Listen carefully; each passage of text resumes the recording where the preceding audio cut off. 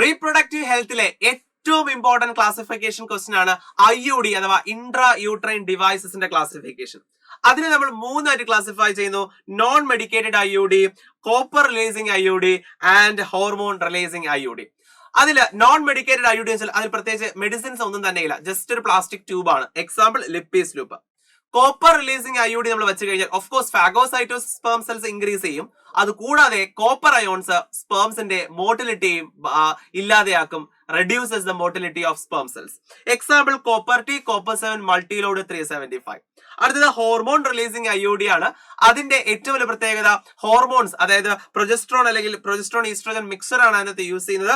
എൻഡോമെട്രിയത്തിന്റെ quality ഇല്ലാതെയാക്കും. ഇംപ്ലാന്റേഷന് പറ്റുന്ന quality ഇരിക്കുന്ന എൻഡോമെട്രിയത്തിനെ ആ ക്വാളിറ്റി ഇല്ലാതാക്കി കളയും. So endometrium becomes unsuitable for implantation and cervix becomes hostile to sperm. അതായത് സെർവിക്സിൽ കൂടി പിന്നെ സ്പെർമിന് കടന്നു പോകാൻ പറ്റുന്ന ഒരു അവസ്ഥയിലേക്ക് അത് മാറ്റുന്നു.